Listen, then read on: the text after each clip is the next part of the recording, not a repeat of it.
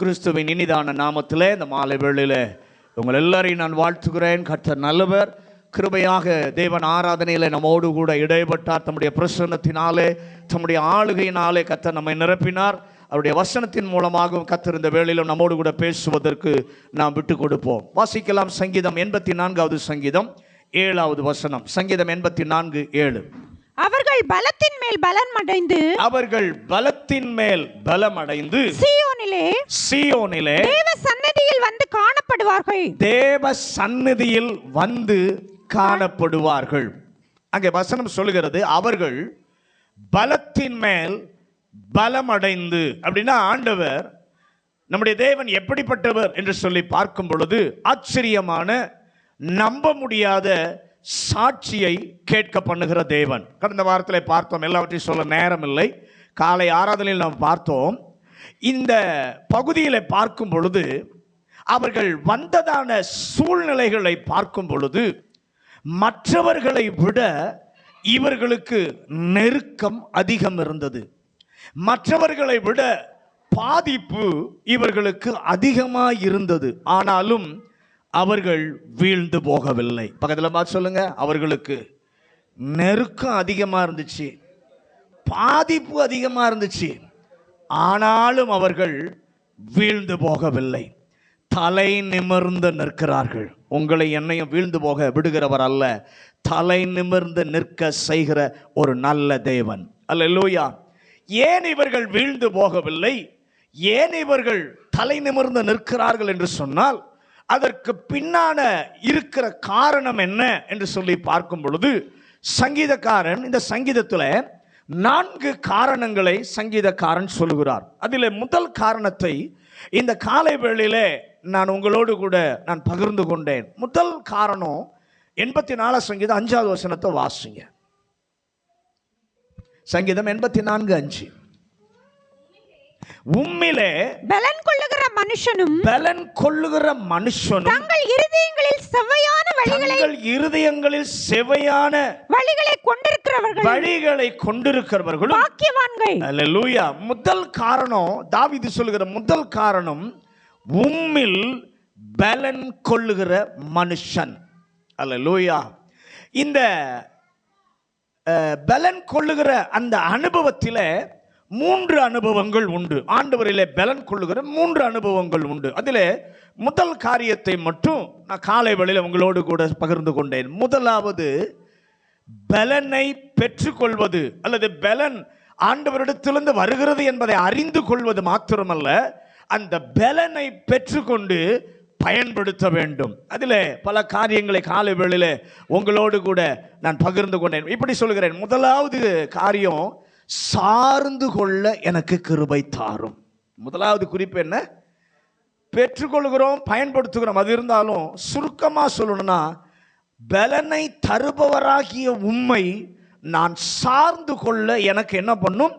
கிருபை தாரும். 2வது காரியத்தை இந்த மாலை வேளையிலே பார்க்கலாம். ஏசாயாவின் புஸ்தகம் 40வது அதிகாரம் 31வது வசனம். ஏசாயா 40வது அதிகாரம் 31வது வசனம். கர்த்தருக்கு காத்திருக்கிறவர்களோ புது பலன் அடைந்து கழுகுகளைப் போல சட்டைகளை அடித்து எழும்புவார்கள். அவர்கள் ஓடினாலும் இளைப்படையார்கள், நடந்தாலும் சோர்ந்து போகார்கள். 2வது காரியம், புதுப்பிக்க செய்வார். அல்லது இப்படி சொல்லுகிறேன், புதுப்பிக்கிற கிருபையை தருகிற தேவன். ஆண்டவரிடமிருந்து நாம் ஏன் பலனை பெற்றுக்கொள்கிறோம்? நம்மிடத்தில் பலன் இல்லை. ஆகவே அவருடைய பலனை நம்முடைய பலனாக ஆண்டவர், அங்க வசனம் சொல்லுகிறது, உம்மில் பலன் கொள்ளுகிற மனுஷனாக நாங்கள் மாறுகிறோம். ஆனால் அடுத்த லெவல் என்னென்று சொல்லி பார்த்தால், கிதியோனை போல கொஞ்சம் பலன் இருக்கிறது. முதல்ல பலனை பெற்றுக்கொள்ள ஆண்டவரை சார்ந்து கொள்ளுகிற ஒரு கிருபையை தருகிறார். ஆனால் அடுத்த லெவல், 2வது லெவல் என்னன்னா, கிதியோனை போல கொஞ்சம் பலன் எனக்கு என்ன பண்ணுது? இருக்கு. இந்த கொஞ்ச பலன் எனக்கு வருகிற சவாலை சந்திக்க போதாது என்று சொல்லி நாமளும் அறிந்திருக்கிறோம். ஆண்டவரே, கொஞ்ச பலன் தான், ஆனால் அந்த கொஞ்ச பலன் எனக்கு வருகிற சவாலை சந்திப்பதற்கு அது போதுமானதாக இல்லை. அந்த நேரத்தில் உம்மில் பலன் கொள்ளுகிற மனுஷன் யார்? கர்த்தருடைய பலனை தன்னுடைய வாழ்க்கையில பெற்று அனுபவிக்கிற மனிதன் யார் என்று சொன்னால், இந்த நபர் கர்த்தருடைய சமூகம் வந்திருக்கிற, அதாவது கொஞ்சம் பலனை தேவைப்படுகிற பலனாக ஆண்டவர் புதுப்பிக்கிறார். ஆமென் சொல்லுங்களேன். கர்த்தருடைய சமூகத்தில் இந்த மாலை வேளையில வந்திருக்கிறோம். நம்மகிட்ட கொஞ்சம் பலன் தான் இருக்கிறது. ஆனால் அந்த கொஞ்ச பலனை தேவைப்படுகிற பலனாக ஆண்டவர் புதுப்பிக்க செய்கிறார். கழுகை குறித்து அந்த பகுதியிலே ஆண்டவர் சொல்லுகிறார். ஏன் புது பலன் அடைகிறான்? இந்த பலன் இருக்கும்போது உயர பறக்க முடிந்தது. பக்கத்தில் பார்த்து சொல்லுங்க, பலன் இருக்கும்போது உயர பறக்க முடிந்தது. அல்லேலூயா, அல்லேலூயா. ஆனா இப்ப பலன் எல்லாம் குறைஞ்சு போன போது ஒரு இடத்துல சமாளித்து கொண்டிருக்கிற ஒரு நிலைக்கு வந்து விட்டது அந்த கழுகு. ஒரு நாளத்தில் பலன் இருந்த போது பறந்தது உயரத்தில். இப்ப பலன் குன்றின போது ஏதோ சமாளிக்கிறோம். நம்முடைய வாழ்க்கையில் அப்படிதான். பலன் இருந்தபோது நல்ல ஆவிக்குரிய வாழ்க்கையில் உயர்ந்த பறந்து இருந்துகிற நிலைமை இருந்தது. ஆனால் பலன் குறைந்து போன போது ஏதோ சமாளித்து கொண்டிருக்கிறோம் என்கிற ஒரு நிலைக்கு வந்திருக்கிறதா இருக்கலாம். ஒரு காலத்தில் சாதித்த வாழ்க்கை, பக்கத்தில் பார்த்து சொல்லுங்க, ஒரு காலத்தில் கர்த்தருக்காக சாதித்த வாழ்க்கை. ஆனால் இன்னைக்கு எப்படி மாறி போச்சுன்னா, சமாளிக்கிற வாழ்வாக மாறி இருந்தால் கர்த்தர் சொல்வதை இந்த மாலை வேளையிலே கவனியுங்கள். அப்படி இருக்கும் அந்த கழுகை ஆண்டவர் அதனுடைய பலனை புதிதாக்குவதற்கு காரணம் என்ன? அந்த இழந்து போன அந்த கழுகினுடைய பலனை ஆண்டவர் புதிதாக்குவதற்கு காரணம் என்ன? ஒரு காலத்தில் எந்த உயரத்தில் நீ பறந்தாயோ அதே உயரத்திற்கு மறுபடியும் பறக்க செய்வதற்காக. அல்லேலூயா. எந்த உயரத்தில் நீ கூட்டை கட்டி இருந்தாயோ அதே உயரத்தில் உன்னை மறுபடியும் வர செய்வதற்காக கர்த்தர் பலனை புதுப்பிக்கிறார். அல்லேலூயா. இந்த நாளிலே பலனை குறைய அல்ல, பலனை புதுப்பிக்க எனக்கு உதவி செய்வீராக. ஆனால் அவன் எழுதிவிட்டான். என்ன எழுதிவிட்டான்? இனி என்னால் ஒன்றும் ஆகாது. யாரு? எலியா. சூறை செடியின் கீழே போய் என்னுடைய டெத் பெட்டு இதுதான் படுத்துக்கிட்டான். சூறை செடியின் கீழே போய் என்னுடைய மரண படுக்கை இதுதான் என்று சொல்லி நினைத்து விட்டான் எலியா. 1 ராஜாக்கள் 19 அதிகாரம் 15 முதல் 18 வசனங்களை வாசிக்க வேண்டாம், நீங்க வீட்டில் போய் வாசித்து பாருங்க. எலியாவே, உன்னால் ஒன்றும் ஆகாது என்று சொல்லி நீ எழுதிவிட்டாய். ஆனால் அந்த எலியாவோடு கூட ஆண்டவர் பேசுகிறார். என்ன பேசுகிறார்? ஆசகேலை அபிஷேகம் பண்ணு, யெகூவை அபிஷேகம் பண்ணு, எலிசாவை அபிஷேகம் பண்ணு என்று சொல்லி ஆண்டவர் அவனோடு கூட பேசுகிறார். அது மாத்திரமல்ல, 7000 பேரை நான் பாதுகாத்து வைத்திருக்கிறேன். இந்த பேச்சை கேட்ட உடனே 19 வசனத்தை வாசிங்க. அப்படியே அவன் அவ்விடம் விட்டு புறப்பட்டு போய் 12 ஏர்மூட்டி உழுத சாப்பாத்தின் குமாரனாகிய எலிசாவை கண்டான். அவன் 12ஆம் ஏரை ஓட்டிக் கொண்டிருந்தான். எலியா அவன் இருக்கும் இடம் மட்டும் போய் அவன் மேல் தன் சால்வையை போட்டான். அல்லேலூயா. இந்த கர்த்தருடைய வார்த்தையை பேச்சை கேட்ட உடனே எலியா புறப்பட்டு போகிறான். பக்கத்தில் பார்த்து சொல்லுங்க, கர்த்தருடைய வார்த்தையை கேட்ட உடனே எலியா புறப்பட்டு போகிறான். புறப்பட்டு போய் என்ன செய்கிறான்? ஒரு காலத்தில் சாதித்த நீ, அவன் சூழ்நிலையை சொல்றான், ஒரு காலத்தில் சாதித்த நீ இப்போது சாவதற்காக இருக்கிறாய். ஆனால் மறுபடியும் உன்னை சாதிக்க வைக்கிற ஒரு தேவன் உன் அருகிலே வந்திருக்கிறார். அல்லேலூயா என்று பேசின உடனே எலியாவுக்குள்ளே ஒரு புதுப்பிக்கப்பட்ட அனுபவம் வந்து விட்டது. சொல்லுங்க, ஆண்டவர் பேசின உடனே எலியாவுக்குள்ள ஒரு புதுப்பிக்கப்பட்ட அனுபவம் வந்தது. கர்த்தர் மறுபடியும் இதை கேட்கிற வாழ்விலே புதுப்பிக்க செய்வாராக. இந்த மாலை இந்த வார்த்தையை கேட்கிற ஒவ்வொருடைய வாழ்க்கையிலும் ஆண்டவர் இதை புதுப்பிக்க செய்வாராக. அப்படியே எழுந்து புறப்பட்டு போனான். ஆண்டவர் சொன்னார், ஒன்று 2, 3 என்று சொல்லி அவன் போனான். கர்த்தர் 3வது சொன்னதை முதலாவது நடப்பிக்கிறார். பக்கத்தில் பார்த்து சொல்லுங்க, ஆண்டவர் 1, 2, 3ன்னு சொல்றாரு. நாம நினைப்போம் வரிசையா நடக்கும், லைன் பிரகாரம் 1, 2, 3 நடக்கும் நாம எதிர்பார்ப்போம். ஆனா ஆண்டவர் செய்கிறார், 3வது சொன்னதை முதல்ல கர்த்தர் செய்கிறார். ராமேன்னு சொல்லுங்களேன். நல்ல கவனிங்க. ஆண்டவர் நமக்கும் நம்முடைய வாழ்க்கையிலும் பட்டியல் போட்டு கொடுத்திருப்பார். உனக்கு இதெல்லாம் நான் என்ன பண்ணுவேன், செய்வேன் என்று சொல்லி ஆண்டவர் பட்டியல் போட்டு கொடுத்திருப்பார். நீங்களும் முதலாவது ஆண்டவர் சொன்ன காரியம் நம்முடைய வாழ்க்கையில முதலாவது என்ன பண்ணும், நடக்கும் என்று நினைத்திருப்பீர்கள். கர்த்தர் என்ன பண்ணுவார்னா, காரியத்தை, அதை கடைசி காரியத்தை முதலாவது நிரூபித்து, கடைசியிலே சொன்னதை என்னால் செய்ய முடிந்தால் முதலாவது சொன்னதையும் என்னால செய்ய முடியும் என்று சொல்லி நிரூபித்து காட்டுவார். ஆமென். 1 ராஜாக்கள் 21 அதிகாரத்தில் ஆண்டவர் அவனை பார்த்து சொல்லுகிறார், நாபோத்தின் திராட்சை தோட்டத்தை எடுக்க வந்திருக்கிறான், நீ போய் என் வார்த்தையை அவனுக்கு சொல் என்று சொல்லி சொன்ன உடனே, அவனுக்கு ஆண்டவரே என்னை கொன்று போடுவானே, ஏசபேல் என்னை கொன்று போடுவேன்னு சொல்லி இருக்கிறா, நாபோத்தை இப்பதான் கொன்று போட்டிருக்கிறாள், சொல்லவே இல்லை. ஆண்டவரே நீங்க எங்க போக சொன்னாலும், நீர் என்ன சொன்னாலும் நான் புதுப்பித்துக் கொள்ளுவேன். 2 ராஜாக்கள் 1 அதிகாரத்தில் எலியா யாரை பார்க்கிறான், சேனைகளின் கர்த்தருக்கு முன்பாக நிற்கிற நான் என்று சொல்கிறான்.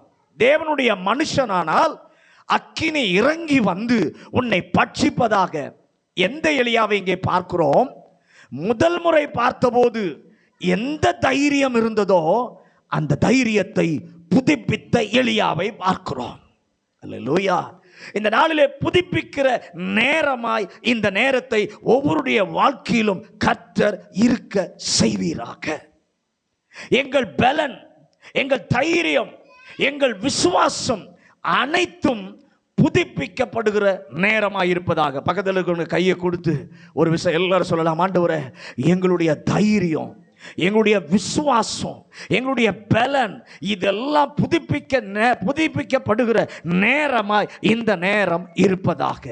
உம்மிலே பலன் கொள்ளுகிற மனுஷன் பாக்கியவான். புலம்பலின் புஸ்தகம் 1வது அதிகாரம் 14வது வசனம். புலம்பல் 1வது அதிகாரம் 14வது வசனம்.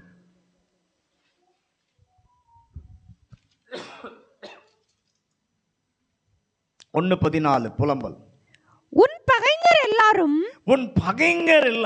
உன் பேரில் தங்கள் வாயை திறக்கிறார்கள், ஈசர் போட்டு பற்கடிக்கிறார்கள், அதை விழுங்கினோம், நாம் காத்திருந்த நாள் இதுவே, அப்பொழுது நமக்கு கிடைத்தது, அதை கண்டோம் என்றார்கள். நல்ல கவனிங்க. அந்த எரேமியான் புஸ்தகத்தில், புலம்பலின் புஸ்தகத்தில் வாசிக்கும் போது எரேமியா சொல்லுகிறான், என் பலனை விழப்பண்ணினார். அதை ஆண்டவர் விழப்பண்ணினார். பரிதாபமான நிலையிலே இருக்கிறேன் என்று சொல்லுகிறார். ஆனால் புலம்பல் 5 அதிகாரம் 21வது வசனத்துக்கு வரும்போது வாசிங்க. 5:21. புலம்பல் 5:21.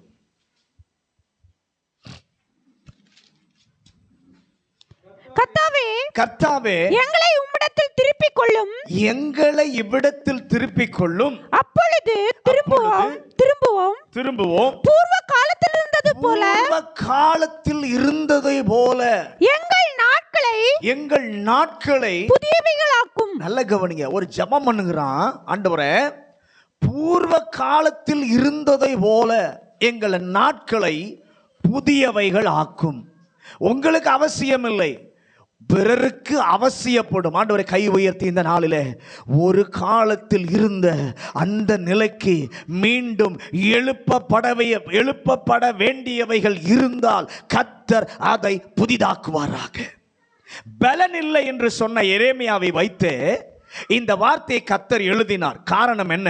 புலம்பல் 3 அதிகாரத்தில் என்ன நடந்தது? அவன் சொல்லுகிறான், இத்தனை நடந்தாலும், பலன் இல்லாமற் போனாலும் நான் நிர்மூலமாகாதிருப்பது உம்முடைய சுத்த கிருபை. உம்முடைய இரக்கங்களுக்கு முடிவில்லை. மீண்டும் அங்க சொல்லுகிறான், காலை தோறும் உம்முடைய கிருபை புதிதா இருக்கிறது. இன்னும் கொஞ்ச நேரம் கழித்து அவன் சொல்லுகிறான், இந்த ஆண்டவர் என்றென்றைக்கும் கைவிட மாட்டார். என் ஜெபத்தை அவர் கேட்காதது போல ஒருவேளை இருந்திருக்கலாம், ஆனாலும் இந்த ஆண்டவர் என்னுடைய வழக்கை நடத்தினார். ஆமென். புலம்பல் நடுவிலே எரேமியாவினுடைய மனநிலையை புதுப்பிக்கிற பாதையிலே கர்த்தர் அவனை கொண்டு வருகிறார். அல்லேலூயா. இந்த ஆராதனையின் மத்தியிலோ ஆண்டவரே, இந்த பிள்ளைகளுடைய வாழ்க்கையிலோ கர்த்தர் அதை செய்வீராக, அதை நடப்பிப்பீராக. எந்த கோடியில இருந்தாலும் கர்த்தர் செய்வீராக. 2 கொரிந்தியர் 4:16 வசனம். 2 கொரிந்தியர் 4:16 ஆனபடியினாலே நாங்கள் சோர்ந்து போகிறதில்லை. எங்கள் புறம்பான மனுஷனானது அழிந்தும் உள்ளான மனுஷனானது நாளுக்கு நாள் புதுப்பிக்கப்படுகிறது, நாளுக்கு நாள் புதிதாக்கப்படு. அப்போஸ்தலனாகிய பவுல் சொல்கிறார், பவுலை பார்த்து கேட்போமானால், எப்படி பாவம் கதை அப்படின்னு கேட்டா, சமீபத்தில் உனக்கு என்னப்பா நடந்துச்சு என்றால் அவர் சொல்லுவாரு, மண்பாண்டத்தில் இந்த ஆண்டவர் ஒரு பெரிய பொக்கிஷத்தை என்ன பண்ணாரு, வைத்தார். வைத்ததுதான் தாமதம், அதுவரை இல்லாத பிரச்சனை எல்லாம் எனக்கு வருகிறது. மண்பாண்டத்தில் ஒரு பொக்கிஷத்தை ஆண்டவர் வைக்கிறார், வச்சதுதான் தாமதம், அதை வைத்த உடனே இதுவரைக்கும் இல்லாத பிரச்சனையெல்லாம் வருகிறது.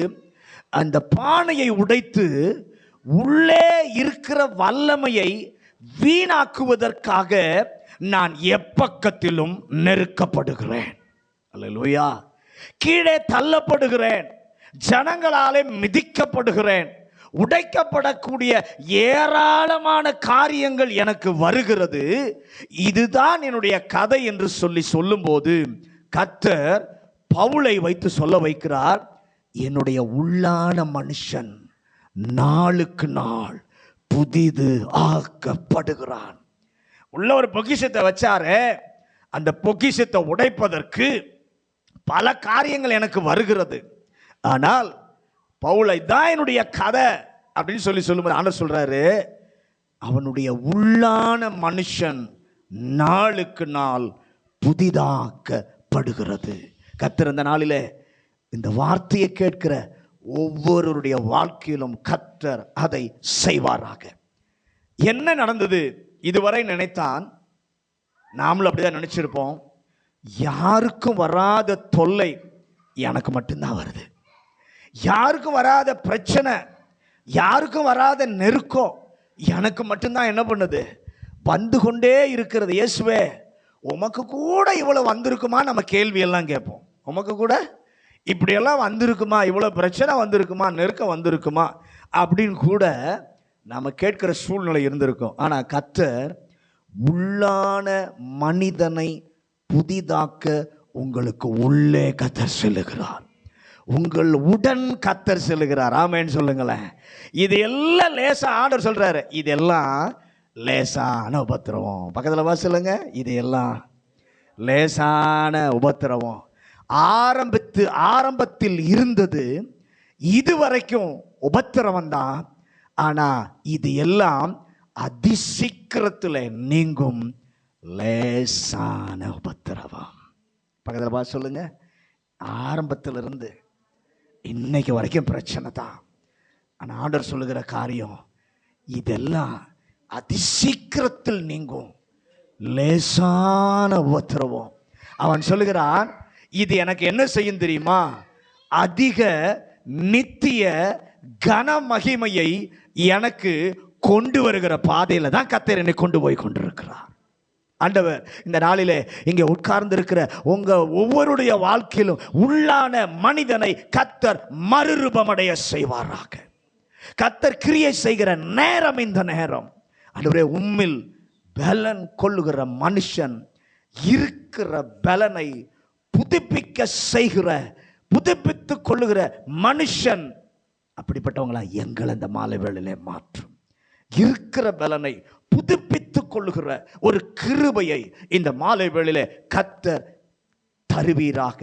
எங்கள் கீழ்ப்படிதலை எல்லாரும் சொல்லாமா கை உயர்த்தி, ஆண்டவரே எங்களுடைய விசுவாசத்தை புதுப்பிப்போம், எங்கள் பலனை புதுப்பிப்போம், எங்களுடைய கீழ்ப்படிதலை புதுப்பிப்போம், எங்கள் உள்ளான மனிதன் புதிதாகும்படி இந்த மாலை வேளையிலே எங்களையே நாங்கள் அர்ப்பணிக்கிறோம். மூணாவது அனுபவம், தனித்துவமான முறையிலே கர்த்தர் பலப்படுத்துகிறார். அதுக்கு இப்படி சொல்லலாம், புரிந்து கொள்ளுகிற கிருபையை கர்த்தர் தருகிறார். வாசிங்களேன், 2 கொரிந்தியர் புத்தகம் 12வது அதிகாரம் 10வது வசனம். அந்தபடி நான் பலவீனமாய் இருக்கும் போதே பலமுள்ளவனாய் இருக்கிறேன். ஆகையால் கிறிஸ்துவின் நிமித்தம் எனக்கு வரும் பலவீனங்களிலும் நிந்தைகளிலும் நெருக்கங்களிலும் துன்பங்களிலும் இடுக்கண்களிலும் நான் பிரியப்படுகிறேன். நல்ல கவனிங்க. முதலாவது சார்ந்து கொள்ள கிருபை தருகிறார், 2வது புதுப்பிக்க கிருபை தருகிறார், 3வது புரிந்து கொள்ள கர்த்தர் கிருபை தருகிறார். அந்த வசனம் என்ன தெரியுமா? நான் பலவீனமாய் இருக்கும் போதே பலமுள்ளவனாய் இருக்கிறேன். அது எப்படிங்க பாஸ்டர்? பலவீனமாய் இருக்கும் போதே நான் பலமுள்ளவனாய் இருக்கிறேன். நல்ல கவனிங்க. பவுல் சொல்லுகிறார், நான் பலவீனன். கர்த்தர் சொல்லுகிறார், நான் பலவீனன் என்று நீ உணர்கிற நேரத்திலேயே நீ பலவான் ஆவாய். அல்லேலூயா. எப்படி ஆண்டவரே 2ம் ஒரே நேரத்தில் நடக்கும்? எப்படி 2 காரியம் ஒரே நேரத்தில் நடக்கும்? 2 கொரிந்தியர் 12வது அதிகாரம் 9வது வசனத்தை வாசி. அதற்கு அவர் என் கிருபை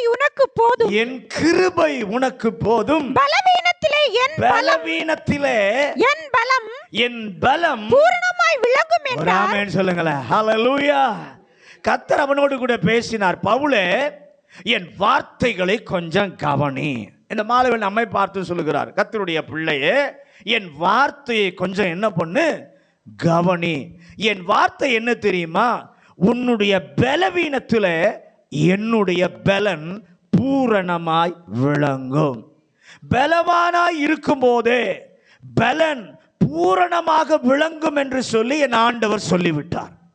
சொன்ன உடனே என்றார் என்று சொல்லி வார்த்தை இருக்கு, ஒரு ஃபுல் ஸ்டாப் இருக்கு. ஆமென். நல்ல கவனிங்க.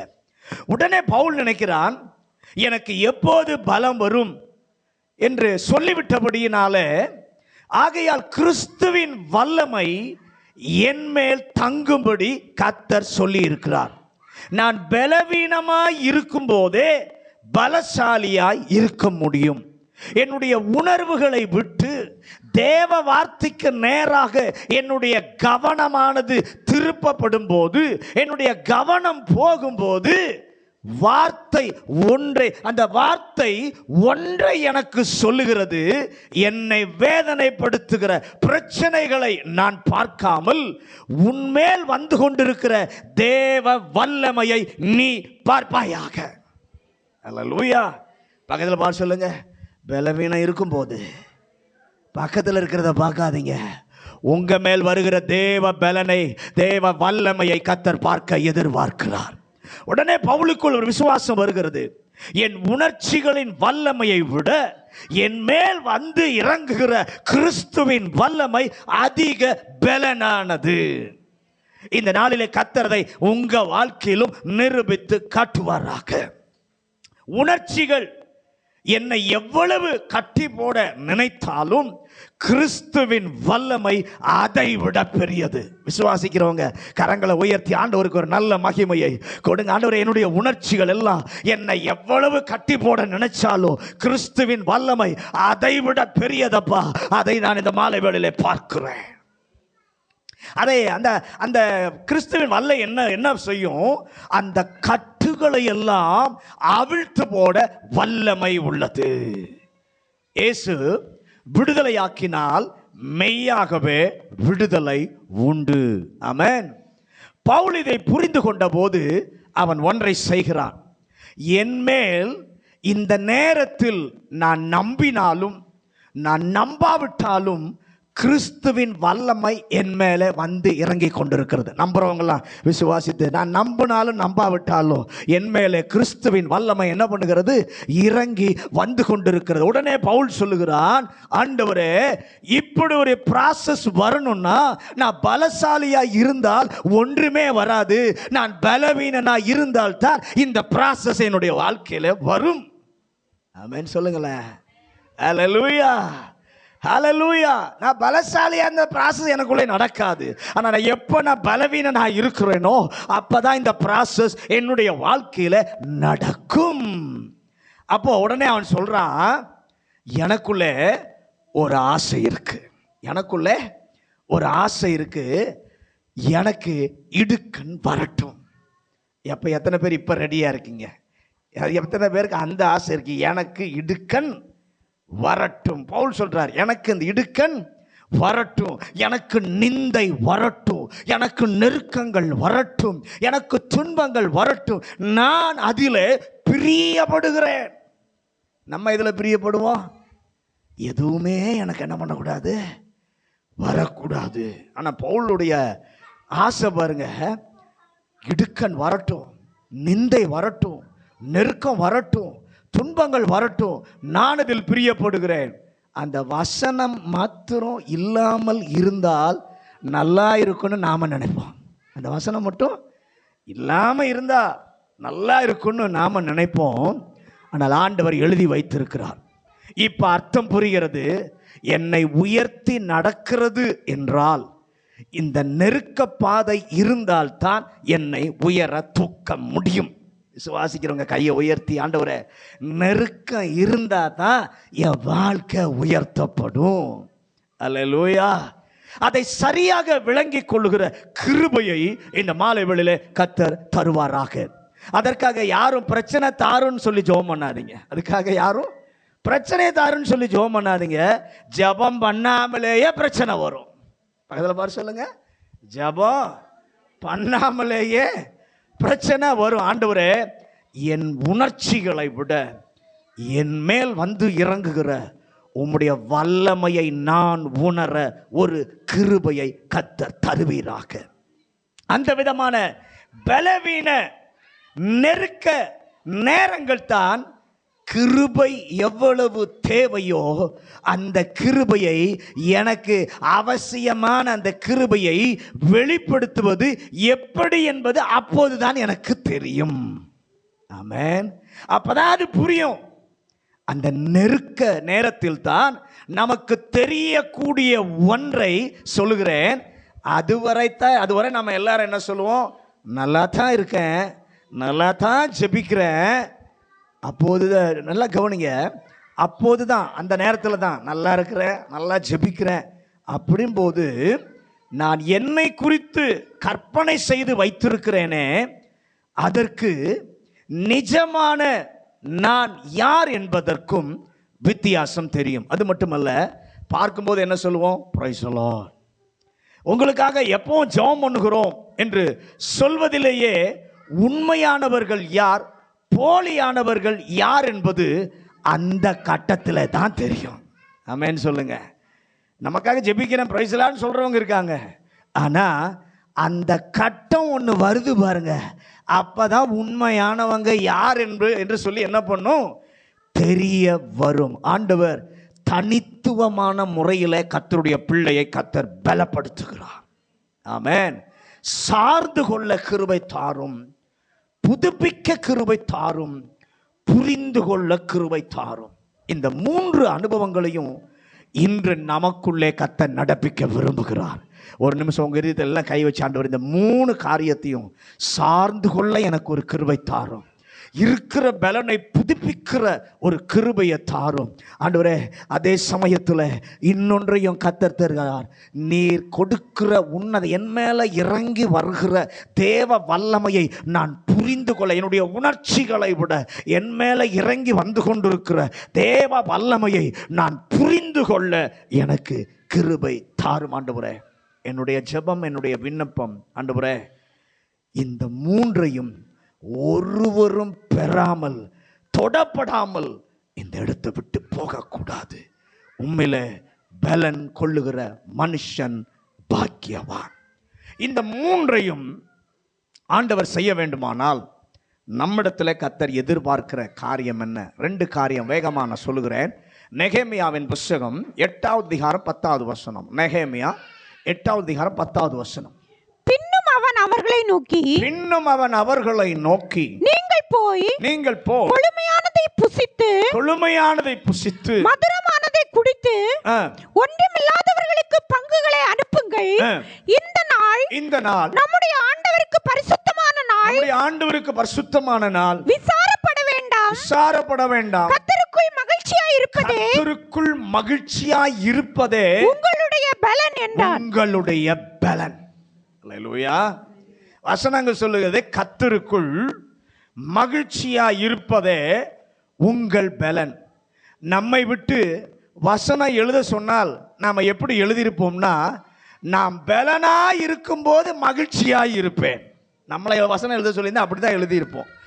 நான் பலனாய் இருக்கும்போது மகிழ்ச்சியாய் இருந்தால் நல்லா இருக்கு. ஆனால் இங்கே சொல்றாரு கர்த்தருக்குள் மகிழ்ச்சியாய் இருப்பதே உங்களுடைய பலன். ஆனால் கர்த்தர் சொல்வார், இல்லைப்பா, நீ மகிழ்ச்சியாய் இருந்தீன்னா அதுதான் உன்னுடைய பலன். ஆனால் எளிதாக வராது. பக்கத்தில் பார்த்து சொல்லுங்க, அது எளிதா என்ன பண்ணாது, வராது. எல்லாம் நன்றாக இருந்தால் சிரிப்பு நமக்கு தாராளமாக வரும். எல்லாம் நன்றாக போய் கொண்டிருந்தால் சிரிப்பு என்ன பண்ணும், வரும். ஆனால் ஆண்டவர் சொல்லுகிறார், சிரிப்பது தான் உன்னுடைய பலன். பக்கத்தில் பார்த்து சொல்லுங்க, சிரிப்பது தான். அப்படின்னா சிரிக்கிற அந்த சிரிப்பு அல்ல, கர்த்தருக்குள் நீ மகிழ்ச்சியா இருக்கிற பாரு, அதுதான் உன்னுடைய பலன். ஆண்டவரே, இதை எனக்குள்ளே பயன்படுத்தி கொள்ள இந்த மாலை வேளையில் எனக்கு உதவி செய்வீராக. எப்படி ஆண்டவரே முடியும் என்றால், அந்த நேரத்தில் நாம் செய்ய வேண்டியவைகளை நினைப்பதை விட செய்தவைகளை நினைத்து பார்க்க கர்த்தர் உதவி செய்வார். ஆமென். எத்தனை ஜெபங்களுக்கு கர்த்தர் இதுவரைக்கும் பதில் கொடுத்திருக்கிறீர்? எத்தனை நெருக்கத்தில் என்னை விடுதலை ஆக்கினீர்? நான் கேட்காமலே எனக்கு எவ்வளவு நன்மை செய்தீர்? இதை நினைத்து பார்க்கும்போது மகிழ்ச்சி பலனாக மாற கர்த்தர் உதவி செய்வார். பிரச்சனை வரும்போது, பாடு வரும்போது எப்படி பாஸ்டர் மகிழ்ச்சியா இருக்க முடியும்னு கேட்கிறோம் இல்லையா? ஆண்டவர் சொல்றாரு, அந்த நேரத்தில் எத்தனை என்னுடைய ஜெபங்களுக்கு ஆண்டவர் எனக்கு பதில் கொடுத்தார், ஆண்டவர் எத்தனை நான் கேட்காமலேயே எனக்கு நன்மை செய்தார், ஆண்டவரே எத்தனை நெருக்கத்தில் எனக்கு விடுதலை கொடுத்தீர். இதையெல்லாம் நீங்க நினைச்சு பார்க்கும் பொழுது மகிழ்ச்சி வரும். அந்த மகிழ்ச்சி பலனாக மாற கர்த்தர் உதவி செய்வார். நாம சொல்லி புலம்பி அழுதுகிட்டு இருப்போம். நாம சொல்லி புலம்பி அழுத, கர்த்தர் சொல்றாரு, புலம்பி அழாத, உட்கார்ந்து நான் செய்ததை ரீகால் பண்ணிப்பார். நான் உனக்காக நடப்பித்தவைகளை திரும்பி நினைத்து பார்ப்பாயானால் மகிழ்ச்சி வரும். அந்த மகிழ்ச்சி உன்னை பலவானாக மாற்றும். 2வது ஓசியாவின் புஸ்தகம் 7வது அதிகாரம் 9வது வசனம். ஓசியா 7வது அதிகாரம் 9வது வசனம். அந்நியர் அவருடைய பலத்தை தின்றார்கள். அந்நியர் அவர்களுடைய பலத்தை தின்றார்கள். அவனோ அதை அறியான். நரைமயிரும் அவனில் தெளிந்திருக்கிறது. அவனோ அதை அறியாதிருக்கிறான். நல்ல கவனிங்க, எப்பிராயீமை பற்றி அங்கே சொல்லி இருக்கிறது. அந்நியர் அவனுடைய பலனை தின்கிறார்கள். ஆண்டவர் சொல்லுகிற 2வது காரியம், வெளியே இருந்து சத்துரு பல காரியங்களை, கண்ணிகளை வைத்து நமக்குள் இருக்கிற தேவ பலனை அழிக்கும்படியாக முயற்சி செய்வான்.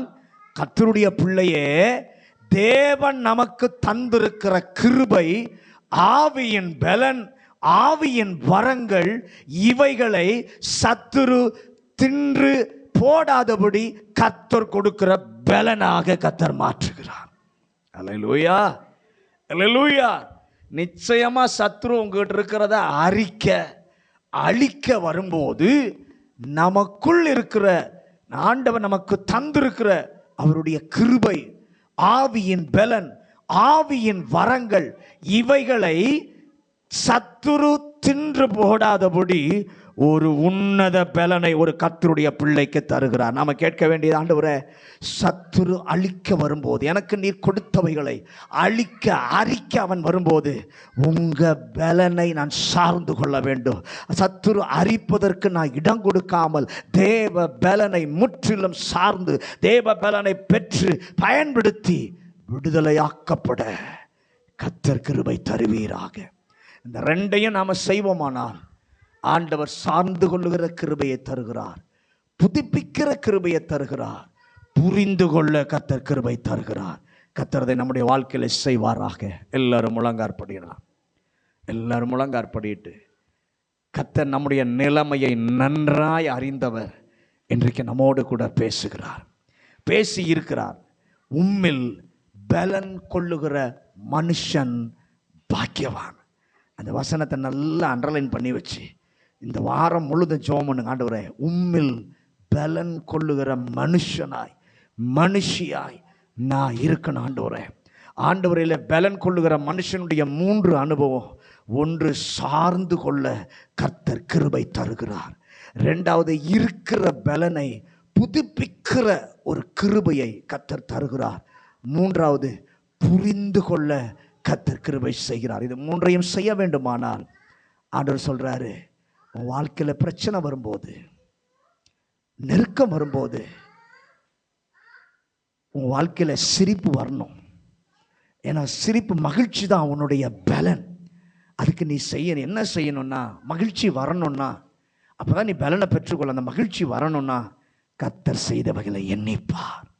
உன் ஜபங்களுக்கு பதில் கொடுத்த விதத்தை சிந்தித்துப்பார். நெருக்கத்தில் விடுதலை ஆக்கினாரே அதை நினைத்துப்பார். நீ கேட்காமலேயே எவ்வளவு நன்மை செய்தாரே அதை நினைக்கும் போது மகிழ்ச்சி உனக்குள்ளே வரும். அந்த மகிழ்ச்சி தான் உன்னை பலவானாக மாற்றும். 2வது, உனக்கு இருக்கிற எல்லாத்தையும் அழிக்க சத்துரு வருவான். உனக்கு கொடுத்த தேவ பலனை அழிக்கும்படியாக சத்துரு வருவான். ஆனால் கர்த்தருடைய பிள்ளை, தேவன் நமக்கு தந்திருக்கிற கிருபை, ஆவியின் பலன், ஆவியின் வரங்கள், இவைகளை சத்துரு தின்று போடாதபடி கர்த்தர் கொடுக்கிற பலத்தில் எழுந்து நின்று பயன்படுத்த கர்த்தர் விரும்புகிறார். அதை செய்வோமானால் அவர்கள், இதை யாரெல்லாம் செய்கிறாங்களோ அந்த ஜனம்தான் பலத்தின் மேல் பலம் அடைவார்கள். கர்த்தர் அதை நம்ம பெற்றுக்கொள்ள நமக்கும் கிருபை தருவாராக. பரிசுத்தமுள்ள நல்ல ஆண்டவரே, இந்த நல்ல மாலை வேளைக்காக நன்றி சொல்கிறோம். இந்த மாலை வேளையிலும் ஆண்டவரே எங்களை நேசித்து எங்களோடு கூட பேசின நல்ல வார்த்தைகளுக்காக ஸ்தோத்திரம். உண்மையில் பலன் கொள்ளுகிற மனுஷன் என்று சொல்லி தாவீது குறிப்பிட்ட அந்த காரியத்திலிருந்து அந்த பலனை பெற்றுக்கொள்ளுகிற மனுஷனுடைய 3 அனுபவங்களையும் இன்றைக்கு எங்களுக்கு சொல்லிக் கொடுத்தேன். முதலாவது, பலனை பெற்றுக்கொள்ள உம்மை சார்ந்து கொள்ள கிருபை தாரும். 2வது, அடுத்த லெவலுக்கு நீர் கொண்டு போகிறீர். பெற்றுக்கொண்டது பயன்படுத்துவது மாத்திரமல்ல, அந்த பலன் எங்களிடத்தில் கொஞ்சமாக இருக்கும்போது அதை நீர் புதுப்பிக்கிற தேவனாய் இருக்கிறேன். அந்த கிருபையை பெற்றுக்கொள்ள உதவி செய்யும். 3வது, புரிந்து கொள்ள, மண்பாண்டத்துக்குள்ளே பொக்கிஷத்தை ஆண்டவர் வைக்கும்போது அதை உடைக்க சத்துரு சூழ காரியங்களை கொண்டு வரும்போது கர்த்தர் செய்கிற விதம் அற்புதமானது. கர்த்தர் செய்கிற விதம் அற்புதமானது.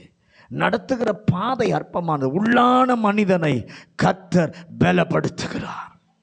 ஆண்டவரே, எங்க வாழ்க்கையில அதை புரிந்து கொள்ள கர்த்தர் உதவி செய்யும்.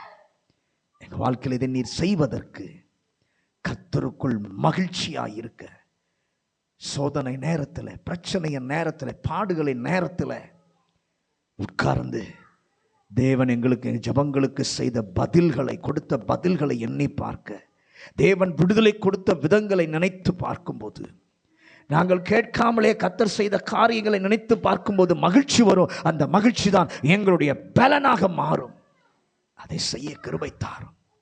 சத்ரு நீர் கொடுக்கிற பலத்தை அழிக்க வரும்போது எங்களுக்கு கொடுத்திருக்கிற ஆவியின் பலன், ஆவியின் வரங்கள், அதை சத்ரு அழித்து போடாதபடி அதை எடுத்து பயன்படுத்தி உமக்காக மேலோங்க ஒரு கிருபையை கர்த்தர் தாரும்.